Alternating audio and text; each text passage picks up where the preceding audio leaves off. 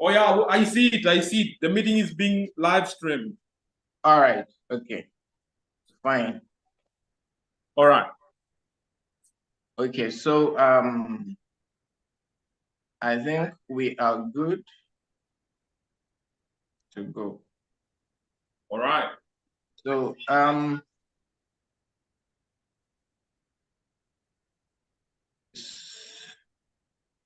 can you still see my screen? Yeah, I can see your screen. We see we see this guy who is having good beards. Dressed in Okay, let me see. All right. Wow, I can see the participants. This is really interesting. Oh yeah. Okay, so I think we are good to go. All right. Will you want to So record from your end?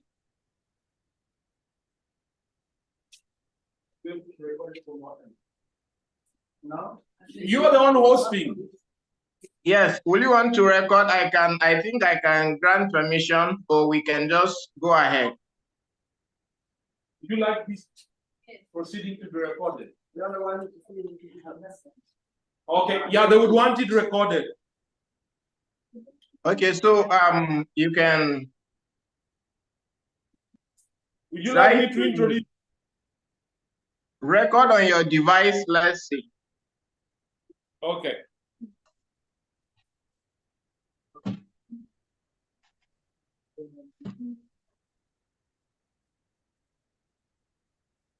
Request to record sent to host. All right. Yes. Thank you. Everybody here thinks you look like Davido. Oh, Davido looks like you look like him, or he looks like you. All right, so I think we are good to go. All right, let me introduce you then. All right, thank you. Okay. So good morning, sir. I'm in a room with very interesting, handsome, good-looking people, amazing people from different parts of the world. So we've got Rwanda here, we've got Somalia here, we've got South Sudan, we've got Sudan, we've got Ethiopia, and Kenya as well, and Rwanda. So you are speaking practically to the East African community. This is interesting. So ladies and gentlemen, I was just about to introduce. Okay. Right. So ladies and gentlemen, I have the pleasure and distinction to introduce to you Mr. Nanchang, all the way from Kaduna, Nigeria. He is somebody that I call a brother. I refer to him as a colleague, and most importantly, as a friend. Thank you so much for creating time to be here. I think I can read to them your resume. Sure. So Mr. Nanchang Nangkwang is the Executive Director of Settlement House ADR Training Institute, Shati if you like. Nanchang is a lawyer and the principal partner of the law firm, Mr. Nanchang and Company Advocates, a law firm based in Kaduna, Nigeria. He is a certified teacher, trainer, and facilitator. He is a faculty member and the executive director of Settlement House ADR Training Institute, an institution for the training, certification, and practice of alternative dispute resolution. He is a member as well as a faculty member of the Nigerian Institute of Chartered Arbitrators, a model arbitration certification institution in Nigeria. He is a certified dispute resolution specialist, an international mediation campus trained mediator, an attorney mediator, a certified mediation advocate, an arbitrator, a certified negotiator, an ADR practitioner, a restorative justice practitioner, and a certified emotional intelligence specialist. He is a certified conflict manager, a certified ADR registrar, secretary, if you like, a holder of Mediator Academy, United Kingdom certificate in commercial mediation accredited by Institute of Chartered Arbitrators, a medical law enthusiast, an employment and labor law expert. He is an accredited and trained mediator with Accords International, that's in India, and has completed a course to become a Florida Supreme Court certified county mediator in the United States of America. He served as a judge and expert assessor in many mediation and negotiation competitions. He has mentored many students and non-students in the theory and practice of ADR. He has keen interest in the application of ADR in the resolution of medical and negligence disputes, workplace disputes, commercial mediation, faith-based disputes, land disputes, family disputes, among others. As a dispute resolution specialist, he has handled several disputes which were amicably settled out of court. He is ever willing and ready to volunteer for and contribute to the development and practice of ADR. He is a facilitator for the Professional Diploma in Education of Institute of Education, Ahmadu Bello University, Zaria, as well as an external facilitator with the Federal Polytechnic, Kaduna. He is married to a female wife and blessed with two children. So ladies, without further ado, put your hands together for Mr. Nanchang, all the way from Kaduna, Nigeria. Thank you, sir. We appreciate you, we celebrate you, and we like you. The floor is yours. Thank you very much, Mr. Victor. It is actually my utmost pleasure to be invited and given the opportunity to speak. May I start by appreciating the management or the organizers of this program for extending the hands of fellowship to me to present to these wonderful people. As you said, members of the East African community. It is actually an utmost privilege. So thank you so much. I hope that we're going to have a wonderful time together. I really appreciate the opportunity. So thank you, sir, Mr. Victor, for giving me the opportunity. I think Mr. Victor has said all, has introduced me properly, and I'm looking forward to meeting you and connecting with you all. So thank you. Today, we are going to be looking at emotional intelligence from a conflict resolution perspective. Emotional intelligence from a conflict resolution perspective. And I have an idea that this is a training on mediation, peace building, leadership, and for refugees and host communities in Kakuma refugee camp.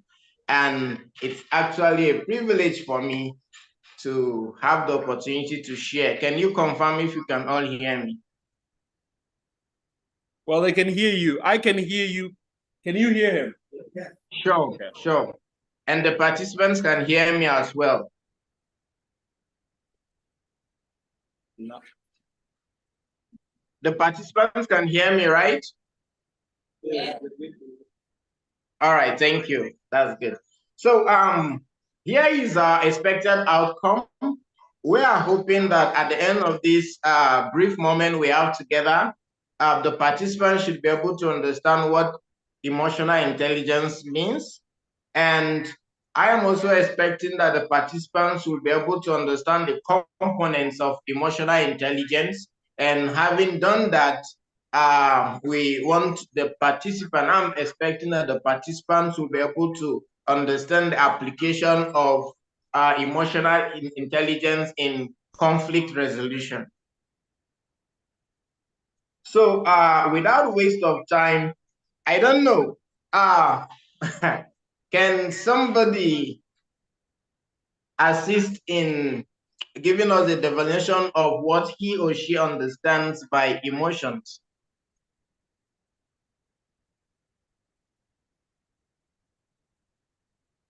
Do I have any volunteer? Yes, there's one. Okay. Please go ahead. Okay. My understanding of emotional intelligence is the ability to know yourself, the ability to be self-aware, to know your emotions, and also to understand better how you can live up for emotions. Okay, so Mr. Victor, can you re-echo what she said? Well, she's saying that emotional intelligence is the ability to know your emotions, to be aware and conscious of who you are. Wow, okay. That's good. Thank you very much for that. What's her name?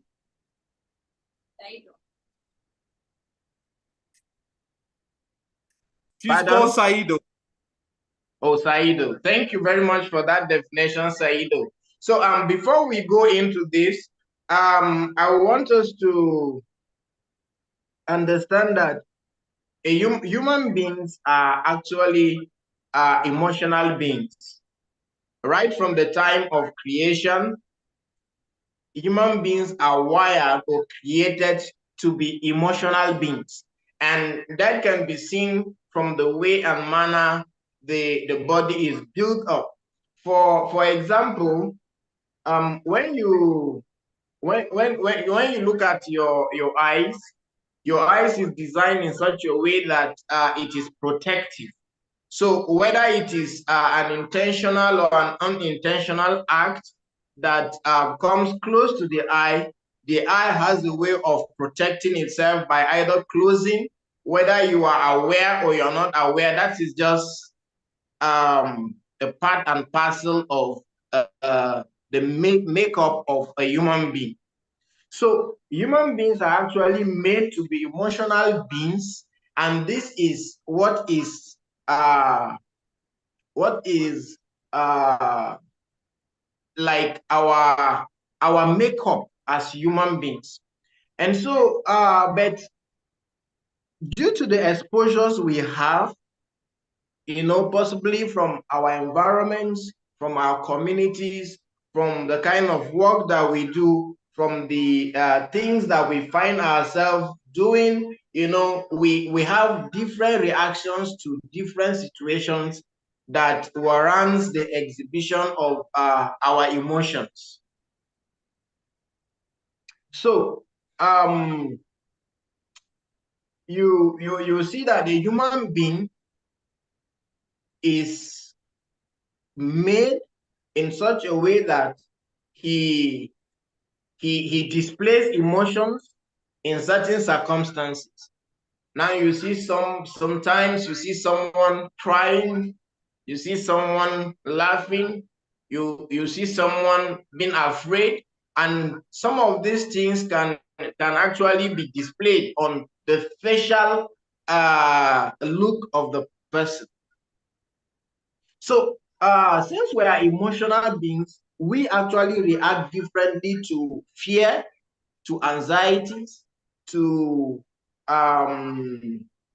excitement, to pleasure, which are all emotions in human beings. So I was going through Daniel Goleman's Emotional Intelligence, the book on emotional intelligence, and I came across this story of a man.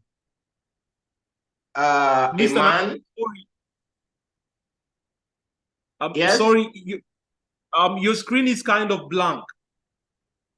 Is that by design or? Yes, it is. Okay, sorry about that. Yes, it is. You can proceed. Yes. Okay. So You know, this man left the house believing that his daughter is not going to be at home for the night. So he returned back with his wife, and only for him to discover that he heard a noise inside the room. And so he removed his small gun, went to the room, and he was checking. The daughter was actually at home, and unknown to him, since he's not expecting her to be home, he was actually behaving and trying to react against a strange person, or possibly an armed robber that finds his way into his apartment. So, and the daughter possibly wanted to maybe play around, or just maybe scare them or something like that. Just when he just had a movement in the room, he shot the gun, and he eventually shot his daughter. And a few hours later, she died. Now, you see that naturally, human beings are made in such a way that they react to certain circumstances. Now, when somebody is under fear, there is a way he reacts. When someone is under pressure, there is a way he reacts. So this man is reacting in a defensive way, thinking that there are armed robbers in the house, and he shot once he just had a movement before he could identify the voice or see the person that is making that movement, which happens to be his daughter, and the daughter died. So you can see that is actually a display of emotion, either fear or anxiety or whatsoever. But we are saying that your emotions can actually make you react positively or negatively.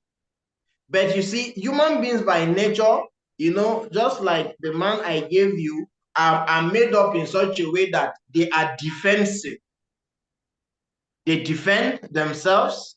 So the body system, in fact, even our immune system, even our system as human beings, are made in such a way that they can actually, we have antibodies that actually fight diseases, strange, maybe disease, strange objects, that comes into our body. They have a way of fighting. So some illnesses or some diseases, without treatment, you can see that the body would fight it, and then it will become victorious. That is the way we are made up. So, but what we are trying to do here is that we want to learn about emotional intelligence so that we can understand ourselves, we can understand other people, we can understand how we can interact, and how we can put our emotions under subjection, so that you will not see someone out of anger, he can slap someone, he can kill someone, but afterwards, when he comes back to his normal sense, he will discover that this is not something I would have done ordinarily. It's not possible that I did this. How can I kill this person? Of course, that is it. But at the point where he reacts, he was reacting to the circumstance he's finding himself. So we are saying that you can actually learn to become emotionally intelligent. We have people who are intelligent. I don't know if you have met someone who is actually very intelligent, like intellectually intelligent. Please, I want to hear someone. Okay. Anybody? Okay. Have Yes. you met somebody who is crazily intelligent, extremely intelligent? That's the question. Yes. Maybe I can say. Okay. I've met someone who is somehow I can say is crazily intelligent. Maybe I can give an example. Okay. There was a time back when I joined law school, and during the introduction, the lecturer posed a question instead of introducing himself, and the question was, who do you think I am? And everyone in the class was shocked. And he posed a question for the second time, and then he gave us a chance to think about it. And then he gave us an hint, and he told us, do you watch news? And somehow someone remembered something. Someone told a lady, responded that, I think you look familiar to a lawyer who represented post-election, who represented the president, Uhuru Kenyatta, in Egg. From that introduction, I drew a conclusion that this guy was intelligent, and he went forward to introduce himself as the lawyer for the people who are accused of post-election violence, who have been in the Egg-based court. That is my example. All right, thank you. Yes, what's the name again? My name is Ibrahim Hassan. Pardon? Ibrahim Hassan. Ibrahim Hassan. Yes. All right, thank you, Mr. Hassan. Thank you very much for that. So you see, you have people who are exceptionally intelligent. There's somebody else who wants to add their voice to that as well. Yeah, so just tell us your name and then add your voice to that. Okay, thank you. My name Joseph Atem. So I had to share something. I do remember when I was young, back in 2002, I was still in my country, which is it was Sudan before, but now we have separated to South Sudan. So I will share the story about the intelligence of a person. It is our late John Garang. When he was still in the bush, people do know him, that he's the leader of the Aspele rebel. So there's a time he came to our homeland, and we were in school. So one of the girls among us, we were in line waiting for him to come. So one of the girls shared the story that I want to see the head of John Garang. And it's very hard to actually to see his head because it is covered with the heart. So when we were on the line, John Garang was coming, moving, greeting everyone on the line. When he reached the point where this young girl was reaching to see the head, John Garang, without greeting the girl, has removed the cup and then bow down like this. So all of us were amazed. How does John Garang know that this young girl want to see his head? And that's why I perceive that one, maybe John Garang was connected before, the which this young girl was hard before. And I see the intelligence in that sense. Thank you. All right. Thank you very much. Thank you very much for your contribution. So you see that we have different perspective, different understanding of what someone who is intellectually intelligent is. And they are very, very amazing set of people. They do a lot of inventions. They do a lot of things that are very, very good for our society. But you discover that you see people who sometimes they sit in the class or in a lecture, they don't write any notes, but whatsoever you said, just stick to their brain. They are exceptionally good in whatsoever they are doing. You say, oh, this is someone that is intellectually intelligent. So, but sometimes these people who are very intelligent know that they are actually intelligent, and then some of them are very proud, some of them are pompous, some of them can be very naughty. And when you find them in positions of leadership, they have this drive to take the organization forward. They want to achieve a lot of things. They don't just give chances for people who cannot meet up. they have high expectation on people, and then these are some of the things that cause a lot of problems. They don't consider that other people are not like them. They don't look at that aspect. So when it comes to either group work, when it comes to organizations, when it comes to relationships, they are very difficult kind of people to relate with. So having said so, you will discover that we are trying to portray the fact that emotional intelligence matters more than IQ, intellectual intelligence. Why? Because someone who is just intelligent and is not emotionally intelligent can be a very difficult person to work with, to relate with, to get married to, and all manner of things. And then from that, you have a lot of situations of conflicts, of disputes, misunderstanding here and there. Now you see, as human beings, we establish the fact that we are emotionally intelligent, and then we have looked at the definition of what emotional intelligence is. And you see, a human being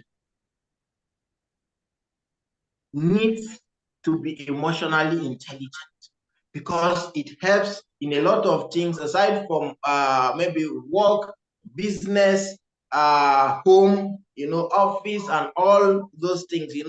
When you are just intellectually intelligent, you have a lot of disabilities that may end up thwarting or frustrating your intellect. So that's why we are going through this course, so that we'll be able to understand how we can utilize, understand what this emotional intelligence is and how it can add value to our lives and all that we do. In fact, these are, I call them life skills, because you need them almost in every aspect of our lives. So emotional intelligence refers to the ability to perceive, to control, to evaluate our emotions.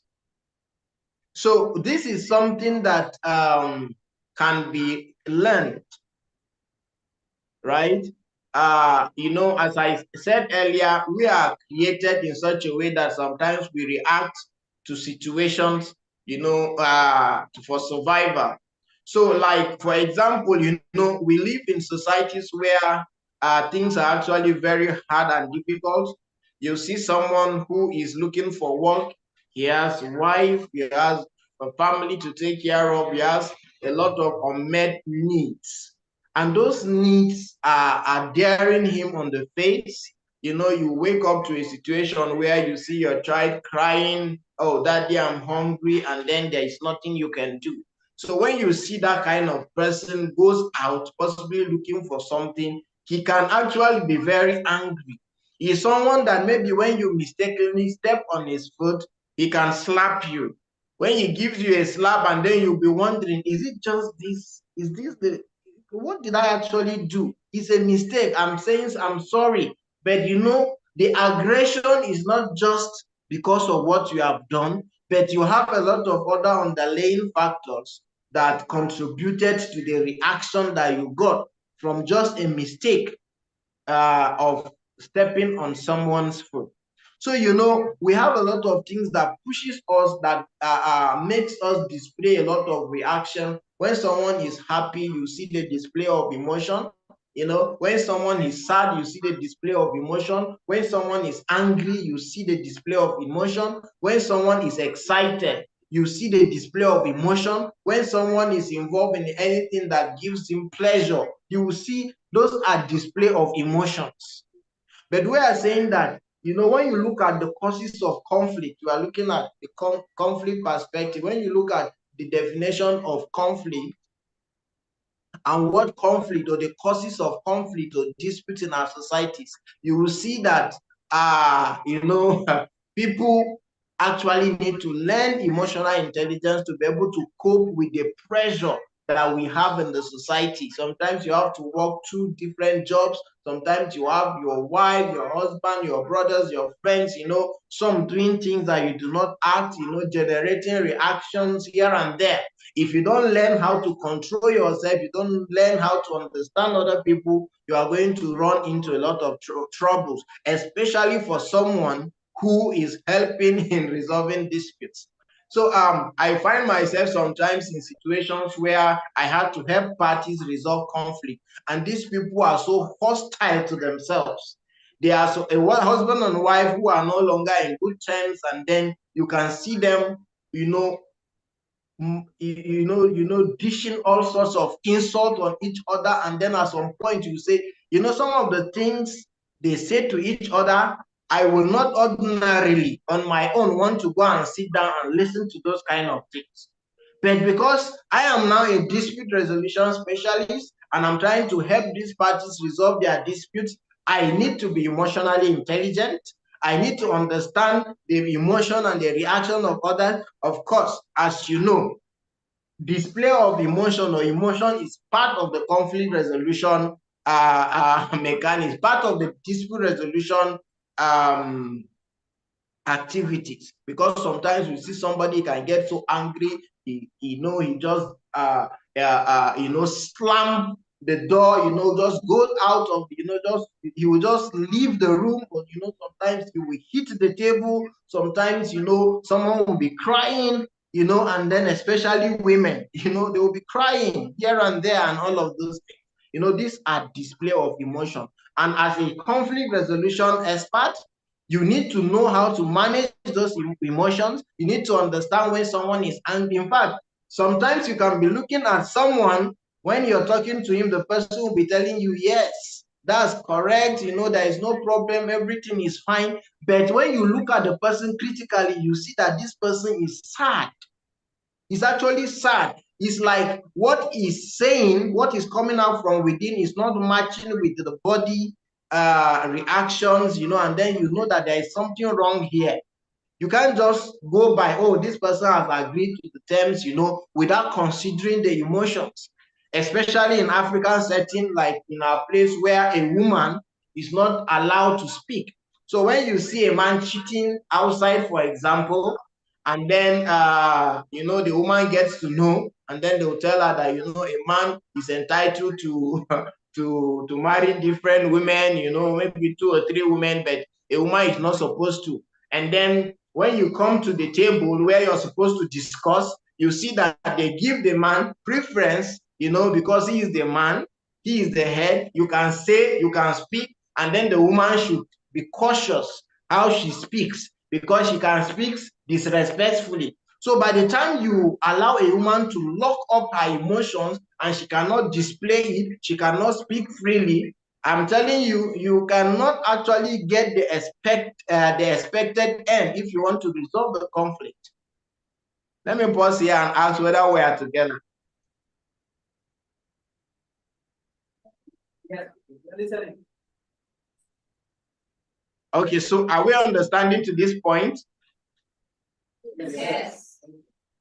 Okay. So being emotionally intelligent starts with exploring and honoring your own emotions. You need to understand your emotions. So I was giving you an example of a situation where, you need to be committed to the system. At some point, you can get angry and say, oh, to hell with you. It is not my dispute. It has no way of affecting me. It is your problem. And then you just carry your problem and go. When a mediator or a conflict resolution expert gets to that point, we have a lot of trouble. Is that correct? Yes. So you need to be committed to the system.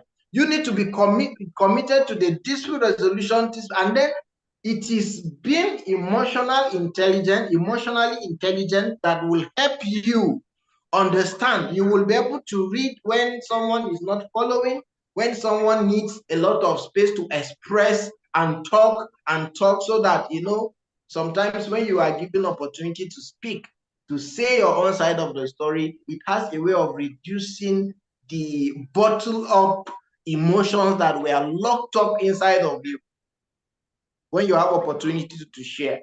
So we will look at that. Then we've said that this concept of emotional intelligence was came into being sometimes 1995 when Daniel Goleman propounded that concept, and then he has been trying all during that period till now. He has done a lot of work in advancing the concept, and then that is why we're able to see now we have studies, we have research all over the world in respect to emotional intelligence. So we are not saying that intellectual intelligence is not good or effective, but that is going to add more value to you when you are emotionally intelligent, in addition to being an intelligent person. So Daniel Goleman coined this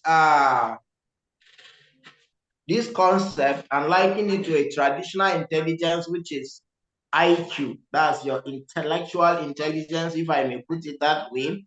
So, but emotional intelligence is about how smart we are with human connection and how smart we manage ourselves and our relationships.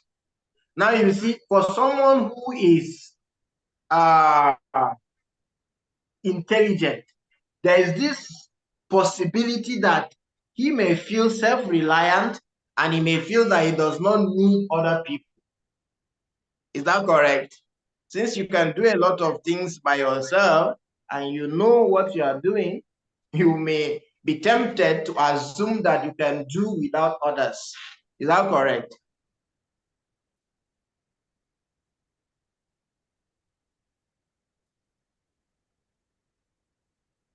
Are we together? Hello? Are we together? Yes. All right, thank you. Yes. Okay, so now, you see, when you are emotionally intelligent, you have the tendency of succeeding in almost every aspect of your life. So we have components of emotional intelligence, and we need to understand the components. Now, the components of emotional intelligence are here for us to see. It comprises of being self-awareness, as I want to put it, knowing yourself too, knowing others, then self-control, and then you look at your ability to build relationships. So when we look at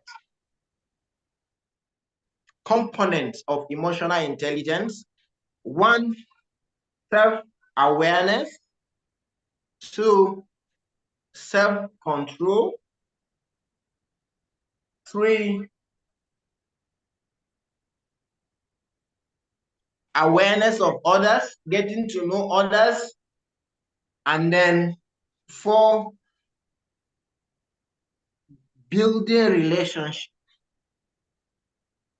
How you relate with others, your connection with others, your relationship with others, and then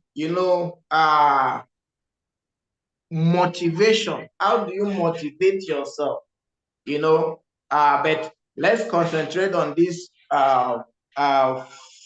four: self-awareness.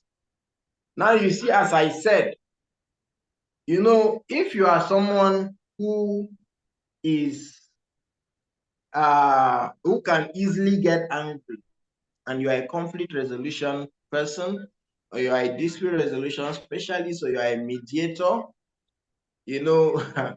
I think you run into a lot of troubles. You may have a lot of unsuccessful sessions, and sometimes you may not be able to display this empathy that is needed You know, sometimes you put yourself in the place of the disputants and try to understand how they feel, or maybe what is it that motivates their reaction. So now self-awareness is all about how much you know yourself, right? How do you know yourself? Do you know yourself? Do you understand yourself? Do you know that you can easily get angry? Do you know that, oh, if you take a bottle of Coke, you can get high? Do you understand? So when you go to a gathering or a dinner, and then they are sharing food, and then they drop a bottle of Coke for you, and you know that when you take this bottle of Coke, you will be drunk. You know, you avoid it, or you will request for another drink. But imagine a situation where you do not understand yourself. You do not know yourself. You do not know what works for you and what doesn't work for you. You do not know your level of intelligence. You do not know what you can do. You don't know your abilities. You don't know your soft skills. You don't know your level of patience. You know, you don't understand these things. You know, how are you going to help other people? Because once you are not able to understand your emotions and know how to put them in check, your lack of knowing or lack of understanding may end up affecting your relationship with others, and may end up affecting the relationship, the dispute resolution process that you commenced. So let's say at the point you get angry in the course of maybe the mediation session, and you happen to be the mediator. What happens? You know, what happens? You know, a mediation session can come to an end when the mediator says it has come to an end, or the reaction or the behavior of the mediator, you know, warrants the sessions to come to an end, or where the parties are able to resolve their disputes, or where the parties themselves say they are no longer interested, or one of the parties say I'm no longer interested in the process because it is voluntary, right? So, but as a mediator, you need to understand that you should not be in possession of habits and characters or impatience that will end up affecting the disputant, the dispute resolution system.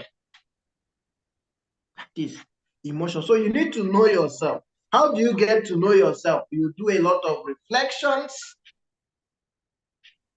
understand your values, your attitudes, your beliefs, your opinions, your experiences and all of those things. These are things that you need to consider. You do a lot of reflection. Get to know who you are. Yes, because there are things that, like, for example, I am not a fan of football. So there is nothing you can do to tempt me about, oh, let's go and watch football. Oh, this thing is that. Or you see me arguing or fighting about football. It has nothing. I have nothing to do with it, as in it doesn't interest me. I can just sit down and be watching because other people possibly are watching, but I don't have a particular interest. I've known myself to be that way. But there are other things like ADR. When you talk about ADR, even if it is in my sleep, if you give me opportunity, there is a way sleep will disappear from my face, and all. You see this passion, this interest, this, oh wow, this is wonderful. Let's go there. That is me. You need to understand yourself. You need to know yourself. You need to be self-aware. You need to know yourself to a certain extent. And you need to know, what is my purpose? What is my vision? If I start this mediation session, what am I looking at? I'm looking at the possibility of these people resolving their disputes. There are disputes before me, and I'm going to do everything possible. That is something you have in front of you. That is, something you are working with. This is it. But when you start a session and you don't know what you are expecting out of the session, there is no possibility of actually harnessing your abilities, trying to be patient with the parties, and all of those things, because you don't have a plan. Or certainly you may not know where you are going. But when you are able to understand yourself, trying to understand yourself is to know your purpose, know what drives you, what is the thing that motivates you to do that thing that you're doing. What is it that, once they mention it, it has the way of, okay, oh, I know that after this thing, I'm going to get a lot of money. So that serves as a motivation for you. What is it that motivates you? Oh, maybe it's your mother when she calls you and say, oh, my baby, I love you. You can do this thing. You are a wonderful person. I love your kind-heartedness. Maybe that is what gives you motivation.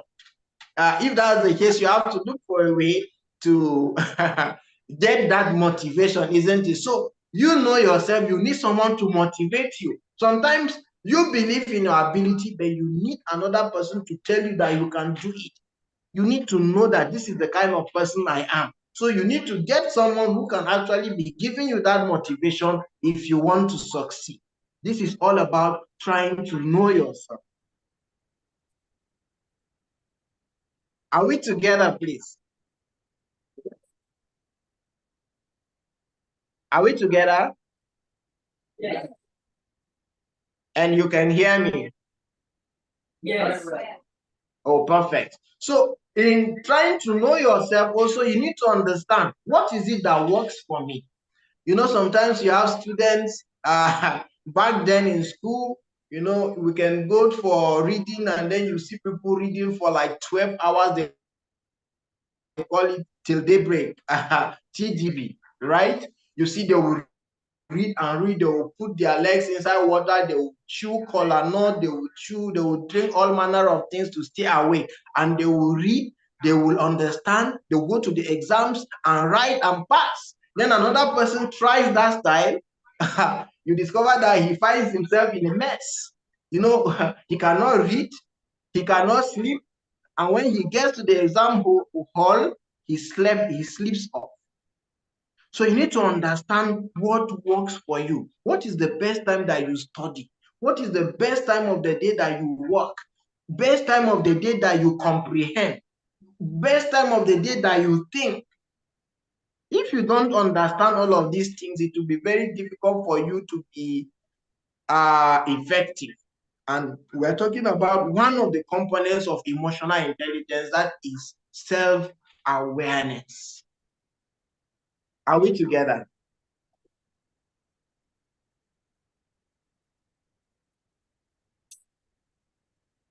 Are we together?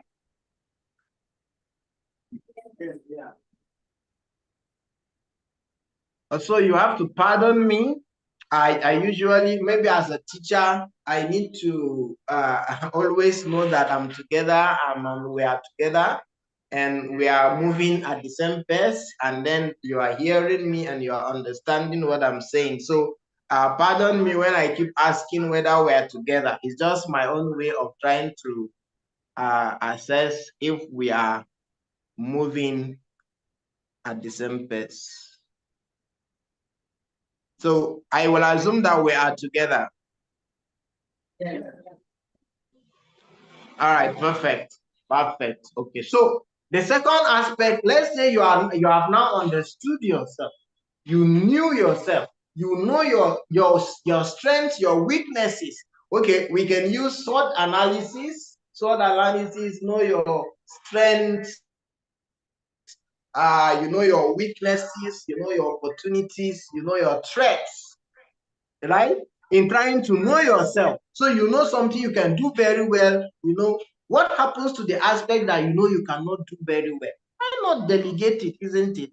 Yeah, so when it comes to dispute resolution, you know that you are a very emotional person. When the woman is saying, oh, the man slapped me, he was beating me and he was maltreating me, and then you say, oh, you start feeling it in your body, and you happen to be the mediator, and then the man was like, wow, this man is already siding with my wife, so I don't think I can continue with the session.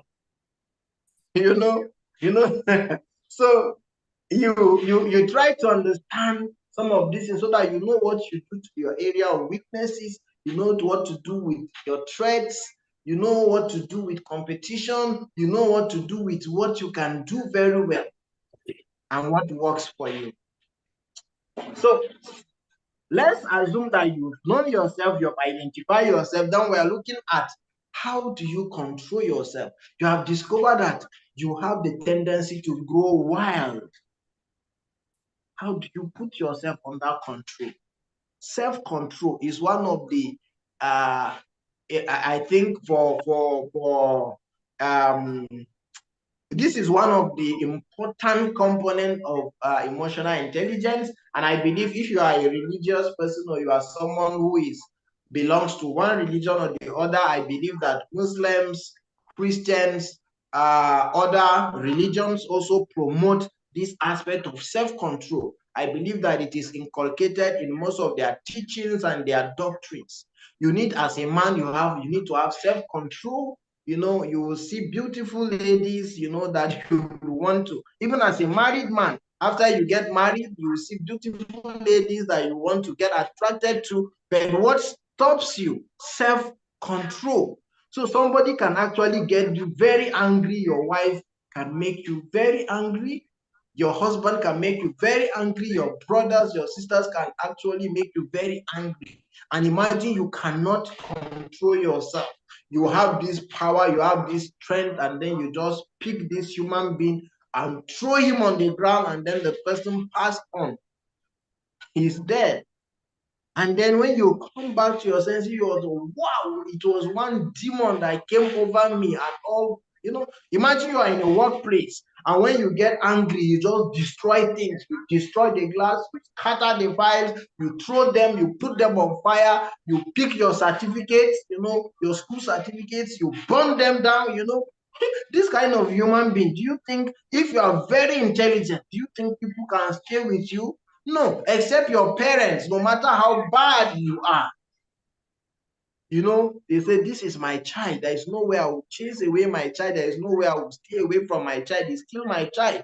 Even if you are a witch or you are a wizard whatsoever, your parents have a way of, coming to terms with that reality and see how they can help you. But if you are in a relationship that these people have the option of pulling out, definitely they will pull out when you don't have self-control. They will, certainly. Is it business partners? Is it customers? Is it people that are before you as parties that have disputes that you need to help them resolve? Is it colleagues in the office?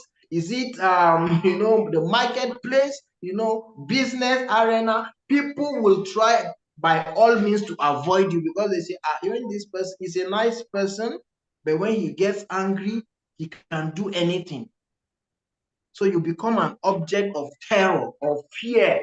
People fear you more than they even fear God, They find their way when you are around, So you can be very intelligent, but you see that disability, that anger, that inability to control yourself is actually a weakness that will make caricature of your intellect. So I believe that we are together. So most people do not have self-control, especially those who lose their temper. They blow up things without thinking. They struggle with patience and those, So that's why we established that this is a virtue that can be learned. Emotional intelligence is something you can learn. You can see people who are very, very aggressive, but sometimes with age, when you keep growing, you see that sometimes, I remember I grew up in a home where my father always beat up my mom, for reasons known to him. And then, maybe he was having a lot of strength and energy, but even though he has not stopped, but when he grew older, I think it has reduced to some extent, especially when we are grown up. And then I had the time that I had to warn him that when he touches my mother again, I will fight him and all of those kind of things, those times when we are growing. But you see, these are emotions, but we know that you can actually control it. You can learn to put your emotions under control. So if you are someone who believes in faith, you believe in your doctrinal principles in your religion. You go through that and learn how to develop the ability to be patient with people, ability to put yourself under control. Because when you lack this ability, it has a way of frustrating almost everything every good thing that revolves around you. It has a way of spoiling it, and it has a way of frustrating it. So we should know that human beings, we have our challenges, and then assuming you are saying that you want to do something about this thing, I know that I have areas of my disabilities, areas of where I lose my temper, and people are so wicked. They know the things that can make you very angry, and then sometimes they want to pull it, especially lawyers. I don't know if we have lawyers in the house. When they are doing cross-examination in court and then they touch one, they pull a string and they see that you react and say, wow, I've got something. So they keep pulling it and drawing and drawing and drawing until you get angry, you lose your temper, and you begin to say things that you are not supposed to say, and then the judge is watching your behavior, your demeanor, and all manner of things in court. So we need to know people can take advantage of your weaknesses when you don't have self-control. So when you are angry, when you lose your temper, and you want to see how you can control yourself, what do? Excuse yourself. Excuse yourself. Sometimes I come home and then maybe my wife, my wife did something that makes me angry, and then I will just say, I'm not going to speak. I will keep quiet, or just, I will just move out of the house, just trek, here and there, and then, that anger is like a spirit that takes hold of you whenever you lose your temper, and it can gear you towards doing a lot of things that are nasty. So you create opportunities. You say, oh, let me excuse myself from here. Oh, I will not respond to what this person is saying. Let me just keep myself together. Let me leave the place. Excuse yourself, go wash yourself, go take something, go outside, you just leave that environment. That's one of the things that you can do. You can also find a place, try to breathe in. When you're under tension, you are like, or you are very anxious, and then you can do an undo at the moment. What do? Just breathe in. Just breathe in, breathe out, count 1 to 5, 1 to 10, just see that and if you are doing it in the face of the provocation, you can react negatively. So try to excuse yourself, breathe in and out, and see that you reduce the tension. These are some of the mechanisms you just put in place to check and see how you can put your emotions under control. And then sometimes you do this kind of just sit down when you are angry, and then maybe the kind of things running through your mind, this is the thing I'm going to do. I'm going to kill this person. I'm going to slap this person. I'm going to make sure that I frustrate his promotion. I'm going to do this and that. As they are going through your mind, try jot down the way you are feeling and what is happening within you, and you'll be surprised when you are calm and you take a look at those things, and you would, what? You mean this thing? And the one that, this is my reaction, this is my feeling, this is my thought. It will help you see how dangerous, how bad that thing can be. And then you will take the necessary steps and look for help. And then sometimes you need to share. You find yourself in situations where you bottle up a lot of things in your heart. Your friend is not giving you a listening ear, your wife, your husband, people are not giving you listening ear. And then you see, in dispute resolution, the things that cause some of this conflict, especially, for example, for a husband and a wife, when you don't have time to listen to your wife, after a time, she will say that you don't love her. That may be her definition. You don't listen to her, you don't give her time, you're saying she has something important to discuss with you, and then you say, oh, yes, go on, speak, and then you are watching Man U or Manchester, and then as she's talking and talking, you just shout, oh, why did you miss that? Oh, it's goal, And then she said, are you listening to me? Say, yes, I can hear you. Go ahead. Go ahead. I can hear you. Go ahead. And then the wife she's like, what? What do you mean? You are listening to me and all manner of things. And then she when that thing persists for a while, she will just believe that you do not love her. And then let's say that is the genesis of the problem. You come to the mediation table, or you come to a place where you are trying to settle, and then you said, no, I think I want a divorce. The man doesn't love me again. And then, the underlying factor is the fact that you were not giving her listening ear. And the thing grew up to a point where you do not have opportunity to share. She doesn't have opportunity to say what is in her mind. It keeps piling and piling. So sometimes you go to a trusted friend. Remember, trusted, because it's not every human being that you can entrust yourself and your secrets and your what you cherish or what is important to you too.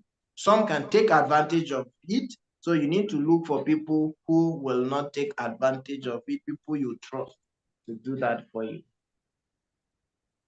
So, and then one thing you can do for yourself is to ensure that I'm not going to take any action when I'm too excited, when I'm too angry, when I'm not settled,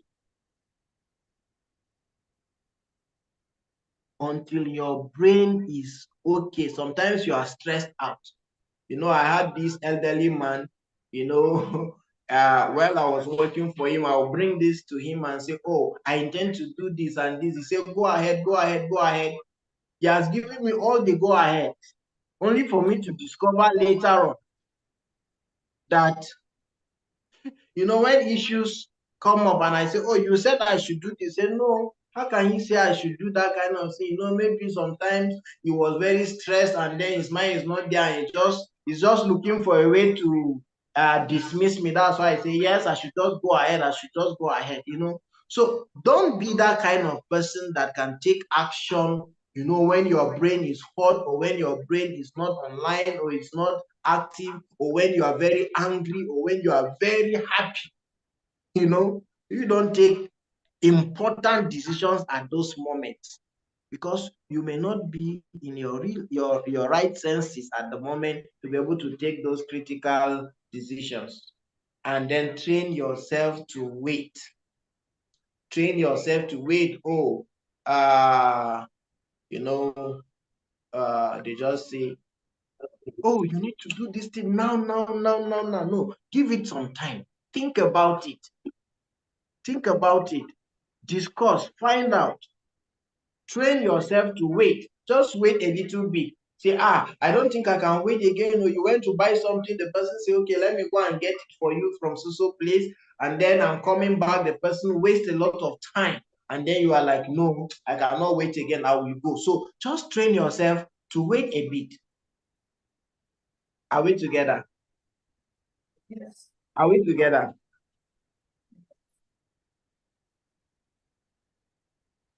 Are we together? Yes, sir.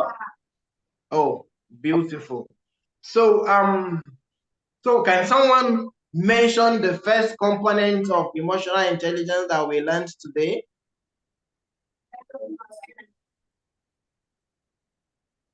Yes.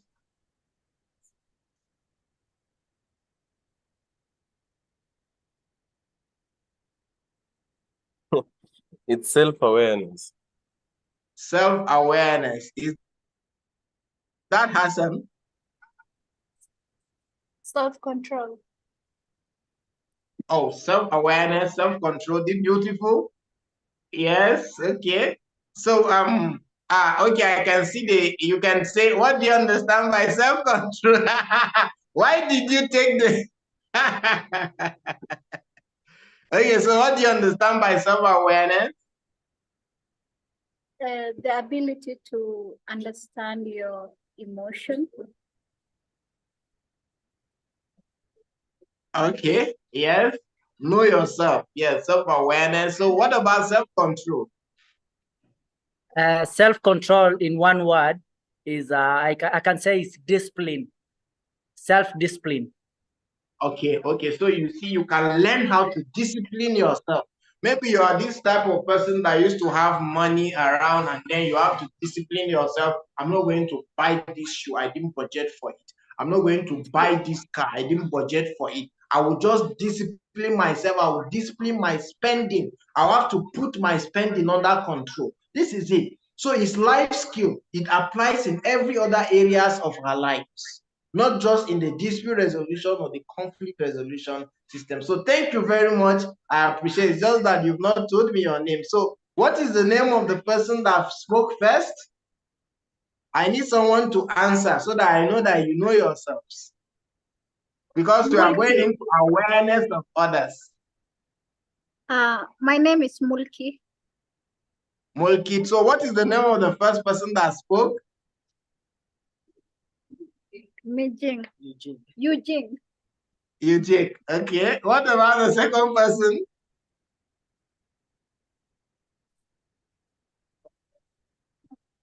Manahil. Okay, you are doing expo, they are telling you, right? Okay, beautiful, beautiful. So you see, emotional intelligent people are people who are aware of others. They create this deliberate awareness. They want to know others. They want to understand them. So if you are a person and you get to know that this person easily gets angry, or that there are certain things you say to the person and the person gets angry, you understand the person. Then if you want the person to do something for you, there are some things you say to the person. Oh, this is possibly my husband. Oh, I love you so much. I know you are my protector. You can do anything for me. Oh, you are a wonderful person. I actually am happy. I'm privileged to have you as a husband. And then, oh my God, I am just wondering how my life will be without you. And then the person is like, wow, so am I that important? You're so, oh, wonderful, So, so you be like, okay, so you get to know how others feel, how they react. Someone can be very angry, and there are people that are clique of friends. There are things that they will say to get you out of that your mood, that your depressed mood. They have something to say because they know you. They can just crack one joke, or you have something you do together, or as husband and wife. If you don't have anything that join you together, some things you do together that anytime you mention that thing, it will be like a form of motivation for you. Say, oh, do you remember that? Oh, that thing we're working on is almost successful. Something that, so you need to know others. You need to know your wife. You need to dwell with your wife with understanding, because how do you develop that understanding is by knowing the person. Some persons, maybe your wife will need you to get her a flower, and that is what makes her so happy and excited, and that's an expression of love. Another person will want you to get her let's say a wrapper, and that is it. So when you want to get someone, you want to relate with someone comfortably, you must know their limits, you must know their boundaries, you must know the things they like and the things they dislike. So also, if you are someone who has relationship with God and you want to maintain that relationship, you need to know the type of things that makes your God happy. You need to know the type of things that makes your God angry. You need to know the type of things that motivate and makes your God so excited, so that when you are able to follow those things, you avoid the things the person hates, your God hates, and you do the things your God loves, and then you obey your God. You see, you can have a good relationship.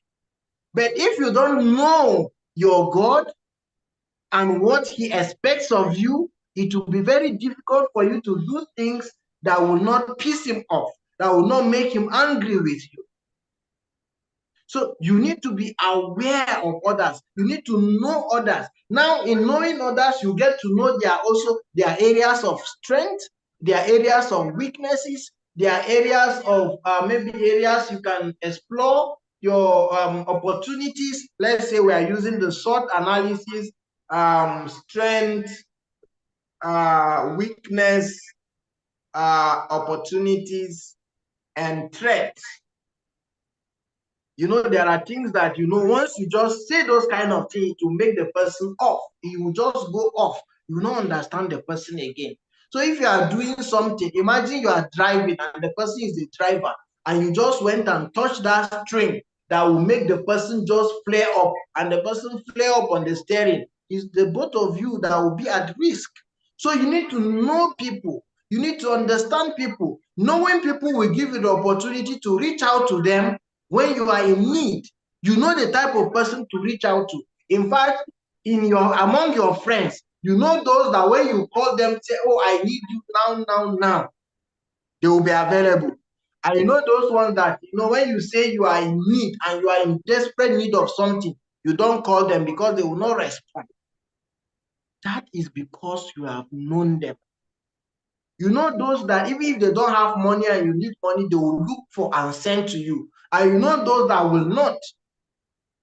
You know those that are relating with you because of the things that you have. And you know those that have your interest at heart. That is, you need to know others. So when the disputants come before you, and from the way they are discussing, the way they are sharing their own opening statements, and you know, you'll be able to know the person, you'll be able to understand, you will see the person's reaction, you'll be able to read the body language, you'll be able to understand. This is someone that is like in a cage, someone in a cage, someone that does not have opportunity, someone that is not looking excited, someone that has a lot of things bottled up inside. Are we together? Yes, sir.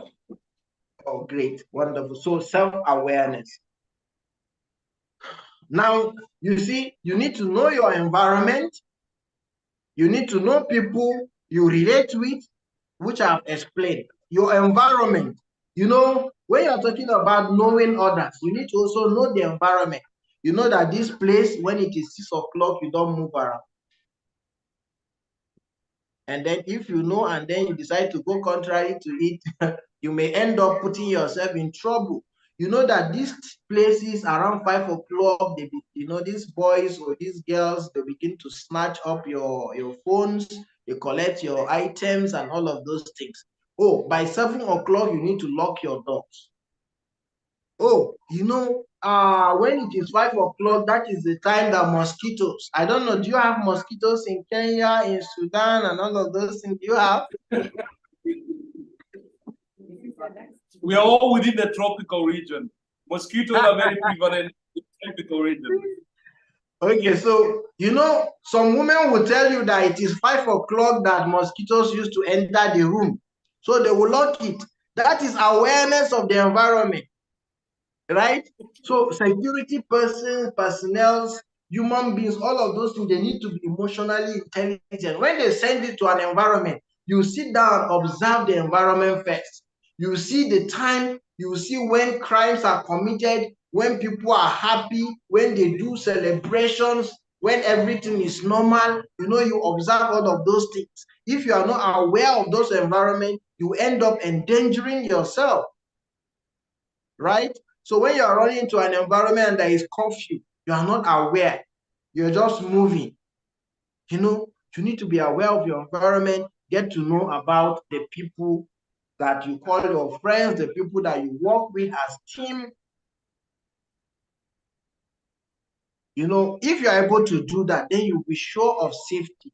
You'll be sure of your security. If not, you will be in danger, right? So people who come with disputes before you, you know, sometimes when you get to learn this, when you learn how to resolve conflicts properly, you begin to read people's reactions, their actions. You see somebody, the woman enters and put her hand on her waist, and then, you know, she just turn like this. She looks at the man, and then she turns her head, she's hissed and all of those things. You should be able to observe these things so that it will help you see the level at which the conflict has gotten to, and then you know what you need to do. So if you are working in a team, you have, in our training under settlement house, when we are doing mediation skills training and certification, we have trainings like emotional intelligence, which we have inculcated in it. And then we look at another aspect, understanding personalities. We have different personality types, and these personality types react in different ways to different situations, right? So you need to understand, if you are working with people in a team, you'll be able to know someone who is very, very intellectually intelligent, but he does not have relationship. He wants to be the one to head the group, maybe a personality A kind of person. He wants to head the group. He wants to be at the limelight. He wants to be the one shining and all of those things. So you need to understand. So if you are working with someone, the woman that, okay, naturally, maybe the woman who has the ability to talk more than the man, so but you see the man, is this kind of person that he wants to be, is the head, is the one. When he's talking, the woman should not interject. And when she interjects, you see the way he looks at her, you see the kind of degrading, some kind of disdain and all of those things. You need to understand these people so that you know how to help them. If it's a personality A kind of person, if it's someone that he always wants to shine, even in the dispute resolution table, he wants to be shining. He wants to be the one leading. He does not want to have this iota of losing. So if you have that kind of person at the table and he always wants to win at all time, at all cost, in his own terms, then you'll be in trouble if you don't understand it in time. So what do you do? Forming, storming, narrowing, you are trying to understand others, performing, when people are working in a group, a lot of things come into play. Or this is a group assignment, go and put your heads together. You have people who are the one, they will champion the team, they will do the research.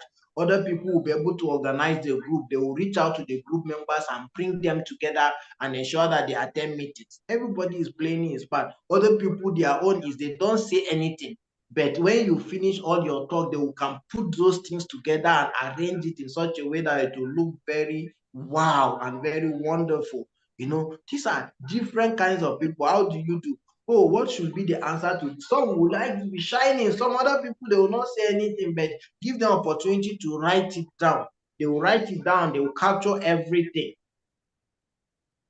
So when you need to be storming, when you need to, you have formed your groups, you know the tasks you are going to do, and then you need to be brainstorming, this is what we need to do, this is what we need to do, how do we go about it?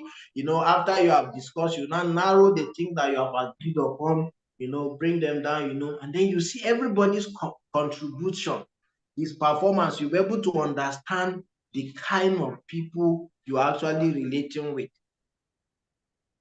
And then you know when to adjourn. So,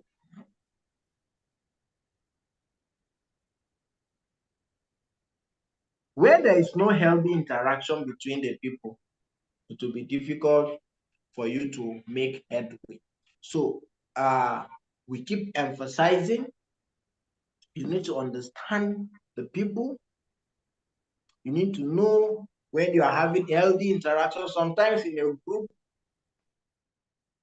in a teamwork, the people will have a conflict and everybody scatters and they cannot continue again. So now, if you have a team, you are talking about awareness of others, and it means that you need other people to do certain things. You cannot do it alone. You need people around you. You are not a one-man stand alone. You are just on your own. No matter how strong, no matter how intelligent you are, you need people around you. Because one person cannot outgrow, no matter what he possesses. You cannot just do away with the role of others. You may have the vision you are carrying. You cannot be the one to go and buy soap in the market, clean up the office, go for meetings, come back, organize training and seminars. You cannot be the one to do all of these things. Are we together? That's right. So when you want to maximize your relationship with others, you want to know them and you want to motivate them and you want to get something out of them, then you need to give your team this kind of sense of physical and psychological safety. You know, when somebody that is timid, but he knows the team, but is timid, he does not have self-confidence, he wants to say something, say, "You dummy, sit down. When have you started contributing in these kind of things?" You will make him to go into his shell and then he may not even say that again. Not only there, it may affect him later on. So when someone feels that he's actually psychologically and physically safe in an environment, you will get the maximum out of the person. So when you have people at the mediation table, you help them to understand that you are there to assist them. They are the one to do the discussion. You are there to just facilitate it. You know, the solution belongs to them. The discussion belongs to them. And everything, you know, they are the one that will decide everything, you know, from the beginning to the end. They are the one, you know. And then, you know, you look at the importance of settling the dispute at hand. Give them a sense of purpose. This is what we are pursuing, and then we cannot achieve this thing without you. You know, this is it. So, but then remember, I keep emphasizing, you need to understand the strength, the weaknesses, the abilities of other people. Because if you don't, you know, someone who, you know, like when it comes to typing, I have difficulty in typing. But you have another person who typing is like his hobby. So when you want to get someone to do typing for you, you get that kind of person. But if you are not aware of others, you will not be able to know that this is the person I should call for.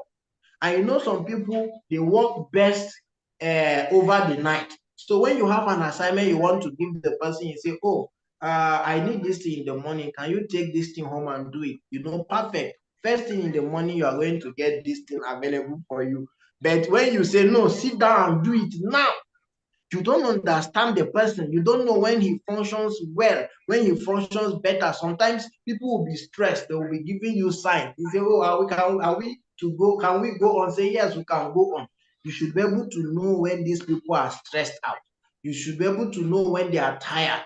They will not tell you because the other party will feel that, oh, you are the one that wants to frustrate this settlement meeting. So they will not want to be the one. But you can just say, "Oh, can we take 5 minutes break?" You are the mediator. You are the person who is assisting. Let's take 5 minutes break. Let's freshen up.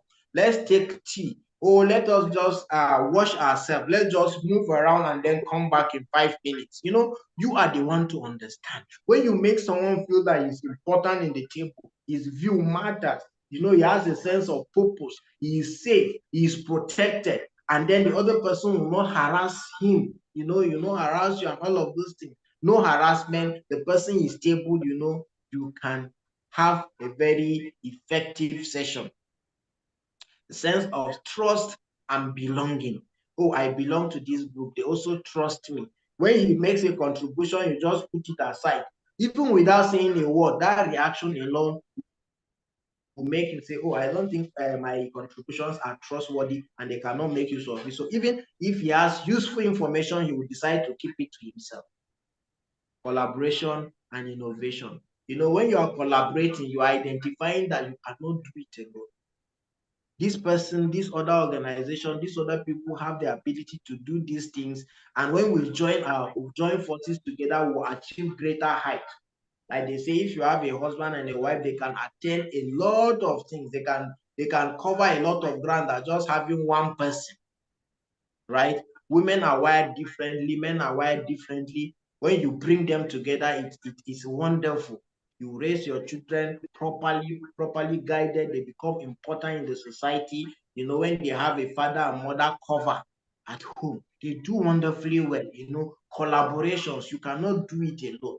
That is emotional intelligence. Get to know that you cannot do it alone. So you need to know people who have critical values and abilities that will be of use and advantage, will be of great importance to what you are pursuing.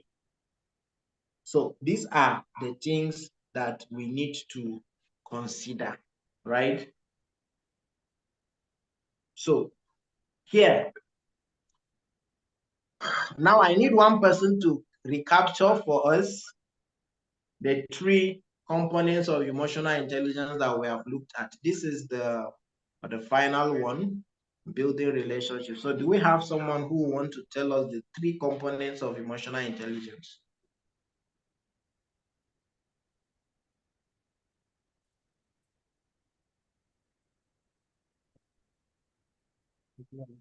So I can't hear you. Hello, this is Adam speaking. Good afternoon over there. Or it is morning. Good afternoon. Can you hear me? Very well. Would you mind repeating the question? I said just mention the components, the three components of emotional intelligence we have considered. Okay. First of all is I can say understanding others' emotions, self-control, and identifying unhealthy behavioral emotional. Okay, thank you. Do we have somebody who want to add to that?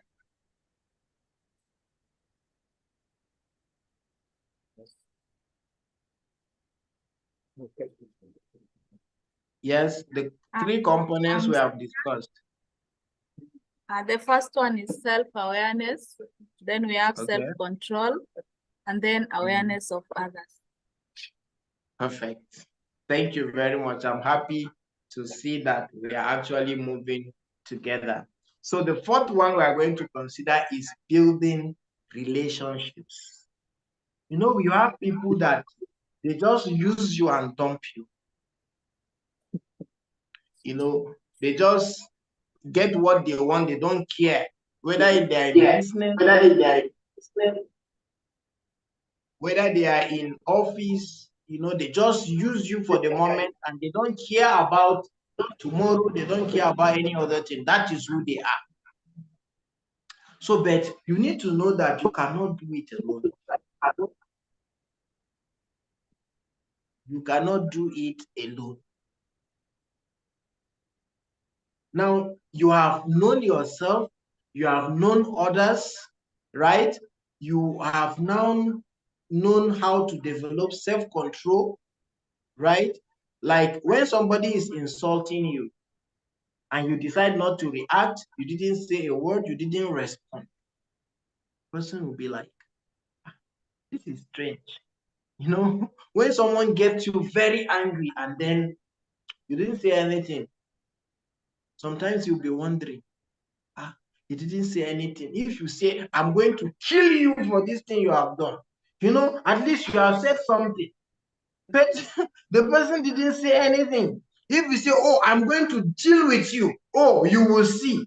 Then you have idea that, yes, okay, this person say, I'm going to see. But the person didn't say anything. He just looked at you and then didn't say anything. It will make you keep wondering, why should this? But this is a strange behavior. You know, I've heard of a story of all these bad boys, you know, he just came and he was harassing this person inside the bus and he slapped the elderly man. And the elderly man didn't say anything, he didn't react, he didn't curse him, he didn't slap him back, he just quiet. So the man, he was busy vibrating and talking, he wanted to see the reaction. The person didn't react, he didn't say anything. So the thing got him so disturbed and he had to, you know, he want to leave, he cannot leave. He was just restless. He said no. He doesn't believe that that is a human being because a human being will react. A human being will also slap him back. A human being will tell him something. A human being will curse him. The human being will do something, but this one he didn't say anything. He didn't insult him. He didn't open his mouth. He didn't slap him back. He didn't react, and he was so afraid. He said, "This must be a spirit. Cannot be a human being." He had to come back, kneel down, apologize to the person, say he's very sorry, he doesn't want to die because this kind of reaction is not human. But you see, but with emotional intelligence, we are saying that you get to know about yourself, you get to know about others, you get to understand how you can put yourself under control. If you follow some of the guidelines and then you learn about more ways, things that work for you, when you're under tension, when you're under anxiety, when you are angry, when you are depressed, you walk to a friend, if you know that this thing can lead you into doing some things. Some people get to drink because they feel that they are frustrated, they want to calm themselves down, they want to help resolve the situation, so that's why they go to drink. Sometimes they go about following other women, getting women, they want to derive pleasure by all means, they get smoking, maybe it makes them forget about their problems, their sorrow. That is the way they derive, they try to resolve or control themselves. But these are negative ways of controlling yourself. You can learn to do other things. You can learn to do active and effective. You can learn to develop active and effective way of putting yourself under control. So you have learned about others, you have learned about yourself, you have learned about to put your emotion under control. Then some of the things you have learned about others, what do you do with it? I know that this person has some good qualities, but his anger can actually frustrate all of these things. So when you need someone to help you manifest his intellect, but this person is someone that can easily get angry and you're working with time, and you decide to say, oh, I know this person is an angry person, I will not need him. Sometimes you'll be in a situation that it is only that angry person that you know that can help him. So when you're talking about building relationships, you don't just use people and dump them.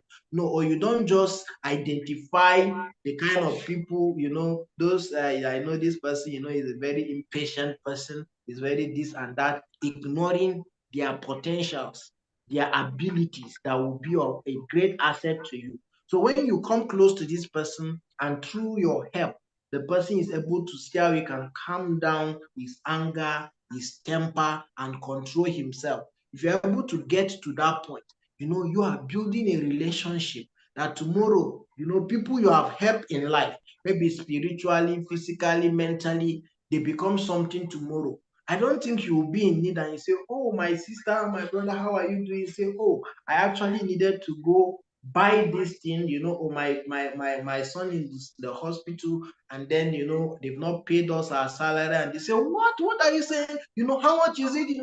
The person sends this to you. Why? Because you have that relationship with the person. But if you abandon the person, oh, you are in problem. All of us are in problem. Just know how to sort yourself out. So you need to build your relationship with others. Sometimes the relationship will be on the basis of you are helping them develop themselves academically, spiritually, mentally, socially. Because you say you want to get married, you want to have children, but you don't know how to relate with people. You don't have to maintain the relationship. It's only when you need the person that you call the person. Say, hey, how are you? Anytime the person sees your call, even your relationship between your father and your parents and you, anytime they see your call, say, this person needs something. That's the kind of relationship you have. That's the kind of things you have built for yourself. Once they see your call, they know there's a problem.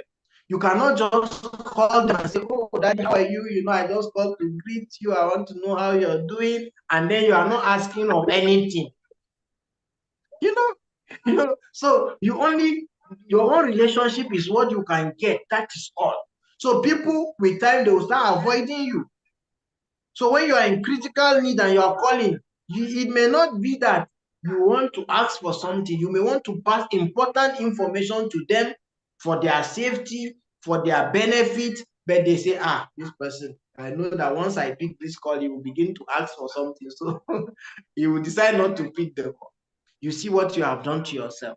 You have known people, but you decide to leave them the way they are. You did not offer any form of assistance. You do not come close. So build relationship. Oh, I'm passing by. I see that, oh, I came around. I just come to greet you, find out how you're doing.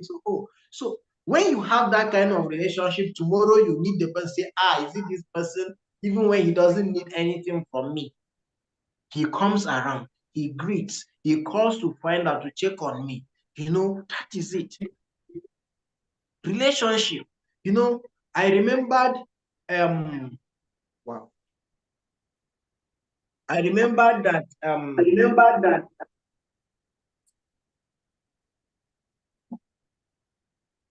there was a time I was trying to pack from my house to another place. I was about to get married. So I just felt within me, you know, this brother, I've not seen him for a long time. And then I just passed by, you know, I passed to the house. I just came and said, oh, I came to update your facial. I wanted to update your face because I don't want a situation where I will see you on the way and pass and then you say, oh, is this not Nanchang that I know? Is it not the one saying, no, you know, it has been a while. I just came to update your face and know how you're doing. I was like, wow, thank God you even came. Say, there is this house that the person is traveled abroad and then he needs someone to take care of it. And then he was just thinking who can do that for him. And then here am I just appeared. He said, wow. So just imagine. And I've stayed in that house for almost like 2 to 3 years without paying rent, without doing anything. What is that? What did I benefit? I benefit from relationship, or from the relationship I have with this person. That is what I benefited from. He gave me the opportunity because I availed myself. But imagine if I didn't call, I didn't go, he will not think, he may be thinking of other things, other people aside from me. So you can see what you can do. So what do? Identify areas that you need attention, check and evaluate your competencies, propose a plan to enhance personal relationship. I will visit these people. I will call these people. These people, oh, I will reach out to them. I will send them a message on WhatsApp. I will do a follow-up from our discussion. Partner with high emotional intelligent leaders or persons. You know, there are people that are good at building relationships. When they meet you, they don't just throw you away like that. You know, years after, you see this person is still maintaining the relationship. Say, are you still together with this person? Is she your girlfriend? Say no. Is he your boyfriend? Say no. You just connected and then you like. So you see, when you are in need,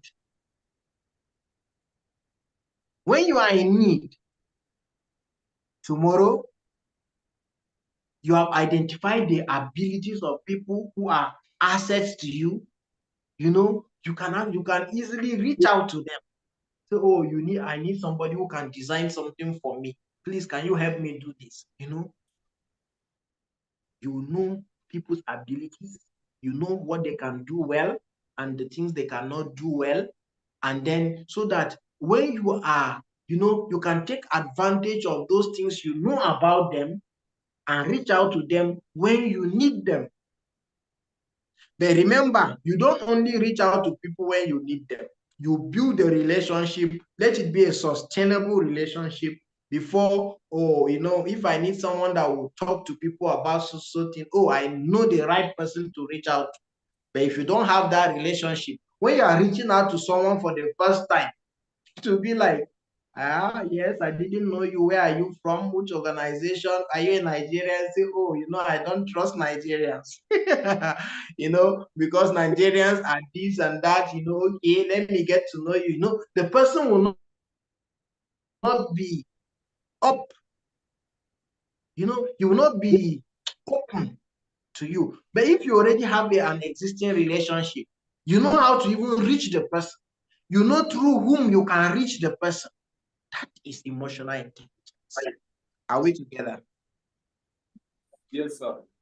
Are we together? Yes. So I think we have now come to the end of